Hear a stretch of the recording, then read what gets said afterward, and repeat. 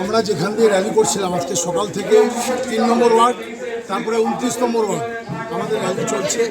আমরা মানুষের দুয়ারে দুয়ারে যাচ্ছি ভোট প্রার্থনা করতে, মানুষের শুভেচ্ছা, মানুষের অভিনন্দন পোড়ানোর জন্য। মানুষের আশীর্বাদ যদি আমাদের সাথে থাকে, আমরা মানুষের আশা আকাঙ্ক্ষা প্রত্যাশা পূরণ করবার জন্য আপ্রাণ চেষ্টা। রামকৃষ্ণ আইভিএফ সেন্টার, মা হওয়ার স্বপ্ন পূরণ। নির্ভরযোগ্য চিকিৎসা এখন আপনারই শহরে, জীবনরেখা হসপিটাল। কারণ এখানকার বিজেপির যিনি বিধায়িকা ছিলেন তাকে 5 বছর ধরে খুঁজে পাওয়া যায়নি। আর এবারকার যিনি বিধায়ক ভোটে দাঁড়িয়েছেন তিনি কখনো কংগ্রেস, কখনো তৃণমূল, কখনো বিজেপি, আবার তৃণমূল, আবার হয়তো বিজেপিতে এখন আছেন, কয়েকদিন পর আবার তৃণমূলে যাবেন। তো এই ব্যাপারে আমার থেকে ভালো বিজেপির কর্মীদেরকে জিজ্ঞেস করুন, ওনারা আরও ভালো বলতে পারবেন।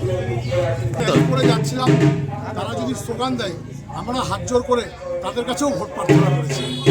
আমাদের একটাই প্রার্থনা, কংগ্রেস, তৃণমূল, সিপিএম, বিজেপি বলে কিছু না, এই ইংলিশ বাজারকে উন্নততর এবং আধুনিক ইংলিশ বাজার গড়ে তুলতে আমরা সবার কাছে বিনম্রভাবে ভোট প্রার্থনা করছি।